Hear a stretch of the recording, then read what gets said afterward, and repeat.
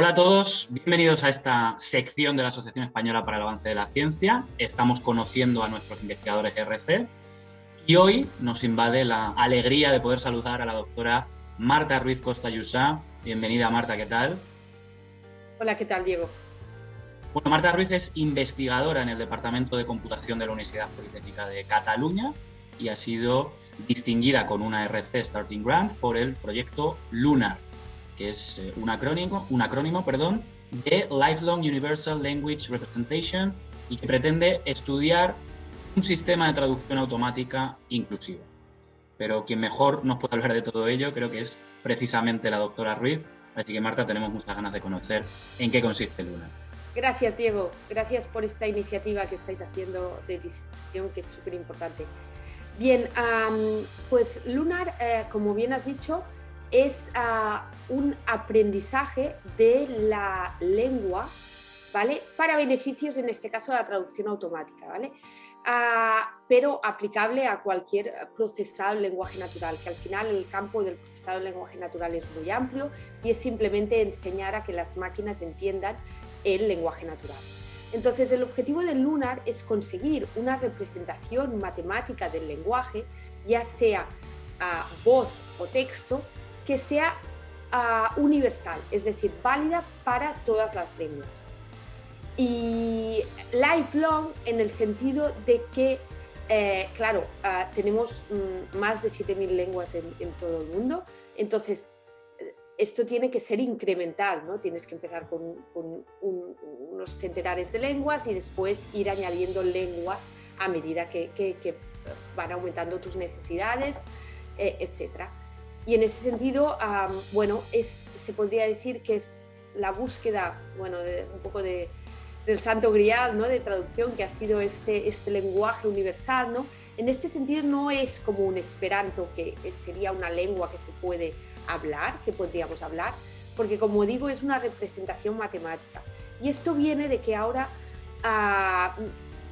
mucho procesado en lenguaje natural se está haciendo a partir de una aproximación automática basada en aprendizaje profundo en lo que se conocen como redes neuronales, ¿vale? El llamado deep learning, ¿vale? Y al final estamos usando una aproximación de este tipo. Es muy interesante, la verdad. A mí me surgen preguntas, a lo mejor con curiosidades, no sé si tiene sentido o no realizarlo en esta entrevista, pero yo quería hacértelas. No sé si estoy influido quizás por el cine y la literatura de ciencia ficción, pero a ver qué opinas tú. ¿Debemos tener miedo de la inteligencia artificial y del machine learning, que tanto se utiliza en este proyecto? A ver, es difícil esta pregunta. Me alegra que me la hagas, Diego, pero a ver, yo creo que sí que hemos de tener miedo, pero en la dirección correcta, ¿vale? Digamos que hay una desinformación y también creo que al final acaba siendo una falta de educación, ¿vale? De los miedos, que nos generan unos miedos que no son los reales respecto a este tema, ¿vale? Por ejemplo, que vendrá un Terminator y nos liquidará a todos, que el trabajo se acabará, que harán todas las tareas por nosotros, que las máquinas nos manipularán. Bueno, eso ya lo hacen. Pero, a ver, yo creo que el miedo, o sea, actualmente las máquinas hacen las tareas que nosotros les decimos, ¿vale? Muy concretas.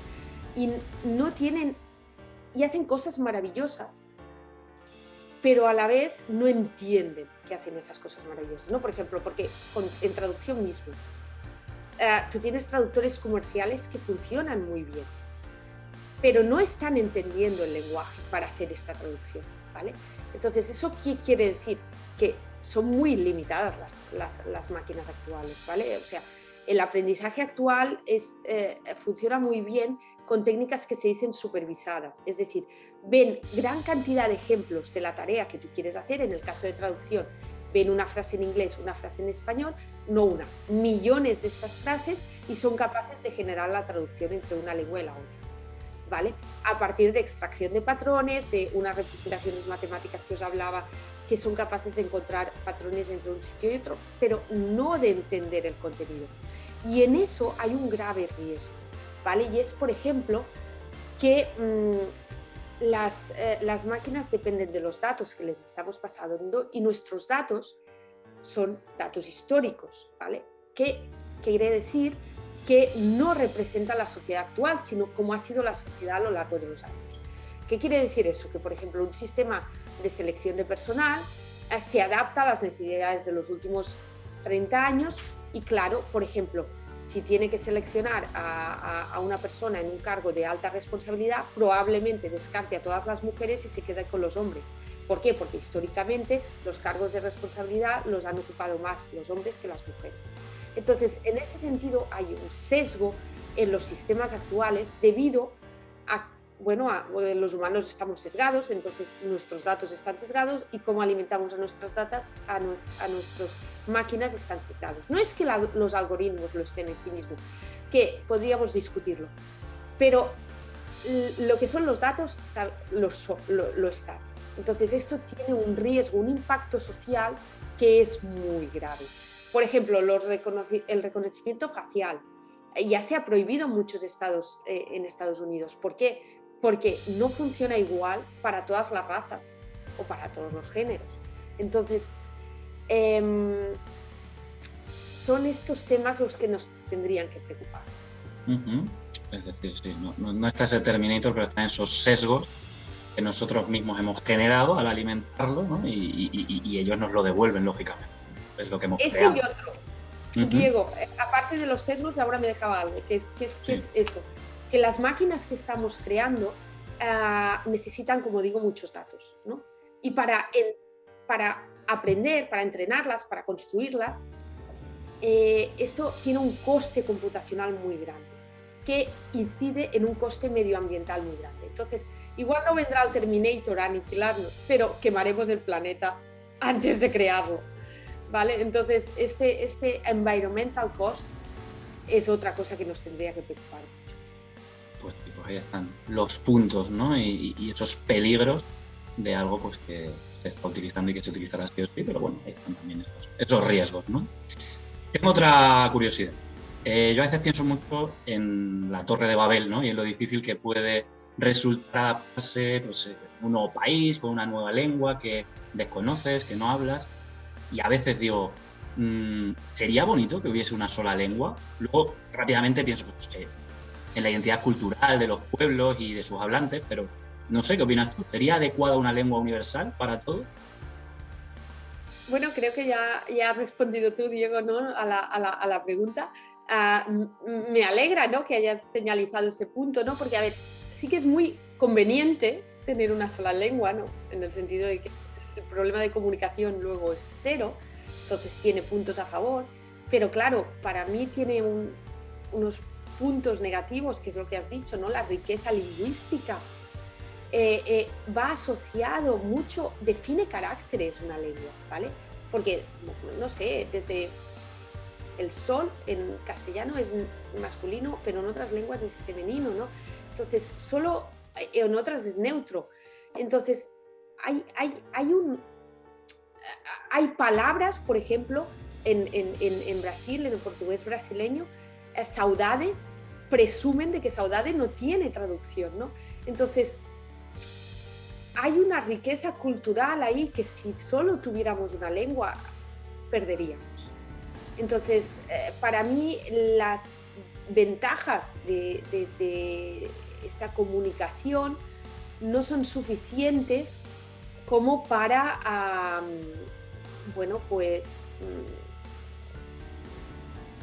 justificarlo. Bien. Pues sí, yo también estoy de acuerdo con ello. Hemos tratado ya un poco del proyecto, hemos hablado de dos pilares fundamentales como son la inteligencia artificial, como es el lenguaje, las distintas lenguas, un lenguaje universal. ¿Qué equipo hay detrás de Lunar? Porque entiendo que no estás sola, no sé quién está detrás de este proyecto.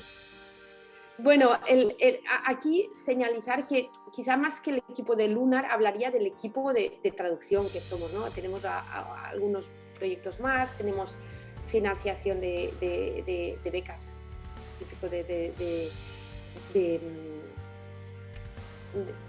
del Ministerio, de la Generalitat y así. Y entonces somos un grupo de 2 profesores, más 10 estudiantes de doctorado y varios estudiantes de máster y grado, que estos algunos se quedan, algunos se van, algunos continúan la colaboración a distancia. Entonces, este grupo es el que ha hecho posible Lunar, ¿vale? Porque, a ver, al fin y al cabo, en investigación, diría que en general, ¿no? Pero actualmente en inteligencia artificial no se trabaja solo. O sea, es un trabajo de grupo y más allá, es algo que trasciende el grupo, o sea, más allá, porque se está haciendo mucha ciencia abierta, ¿vale? Entonces, nosotros todo lo que hacemos lo publicamos en abierto y hacemos muchas colaboraciones internacionales, pero así es, en general, se está avanzando globalmente, por eso está avanzando tanto la inteligencia artificial, ¿vale? Porque es una colaboración internacional constante y la interacción y la riqueza entre los diferentes países, las diferentes maneras de trabajar, a las diferentes culturas, todo esto es lo que nos está permitiendo disfrutar de estas cosas maravillosas que te estaba diciendo, ¿no?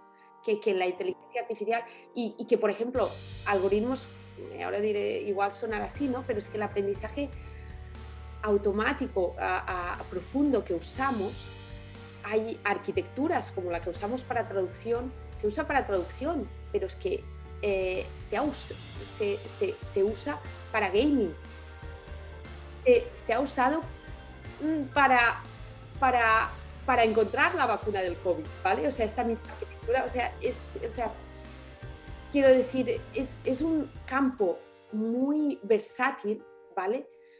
Que la interacción es multidisciplinar, interdisciplinar, ¿vale? En ese sentido, estoy muy orgullosa de nuestro grupo. Realmente son estudiantes, muchos locales, tenemos unas grandes universidades aquí en España, ¿vale? Una gran formación y muchos extranjeros que podemos atraer, ¿no? Gracias a estas potentes universidades, ¿no? Y es algo que no tenemos que olvidar, ¿no? Porque a veces sí que nos damos de menos o lo que sea, ¿no? Pues esto es algo que tenemos muy bueno, ¿no? Unas universidades muy, muy, muy competentes. Pues sí, universidades muy potentes y un equipo también con esa fortaleza y que permite encarar este proyecto desde pues eso, un ambiente colaborativo. Pues quería preguntarte también qué esperas o qué te gustaría encontrarte al final del camino, al final de este proyecto, cuáles son los resultados con los que tú sueñas o con los que soñáis, a dónde nos puede llevar Lunar. Bueno, a ver, esta representación universal del lenguaje, lo que perseguimos, ¿no? Es intentar equiparar que las lenguas mayoritarias y las minoritarias estén en las mismas condiciones en este mundo digital que tenemos, ¿no? O sea, hoy en día, si no tienes representación en la red, por ejemplo, pues es muy probable que las lenguas se vayan apagando, ¿no? Las que no tienen esta representación. Esto es como, bueno, como siempre, como históricamente, ¿no? O sea, las lenguas que han tenido escritura, cultura literaria, pues han tenido más probabilidad de sobrevivir que las que son solo habladas, aunque existen muchas lenguas que son solo habladas, ¿no? Pero la perduración de tales lenguas, pues hoy en día, supongo que no es descabellado pensar que si no hay una buena representación sólida en la red, pues tienen más probabilidades de no perdurar en el tiempo, ¿no? Y en ese sentido, como te decía, que los algoritmos actuales necesitan gran cantidad de datos, si utilizamos una representación universal del lenguaje matemática, podemos incorporar lenguas, ya sean, por ejemplo, algunas que no son escritas, porque estamos tratando en esta representación tanto la voz como el texto, y podemos incorporar lenguas que no tienen por qué tener recursos crosslinguales con otras lenguas, ¿vale? Que al fin y al cabo es lo que te decía, necesitamos ejemplos de traducciones de inglés con castellano. Pero ¿qué pasa si no tenemos esos ejemplos de traducción y estamos hablando de una lengua africana que está aislada y que no tiene recursos crosslinguales con otras lenguas? Pues igualmente, con esta representación universal, nosotros mapeamos esta lengua a una representación universal y a partir de ahí podemos tener comunicación con todas las lenguas del sistema, ¿no? Entonces persigue eso, ¿no? Que podamos incluir, salvar o como le queramos llamar, ¿no? Tanto lenguas mayoritarias como minoritarias. Bueno, las mayoritarias no necesitan salvarse, ya lo están. Pero bueno, nunca se sabe.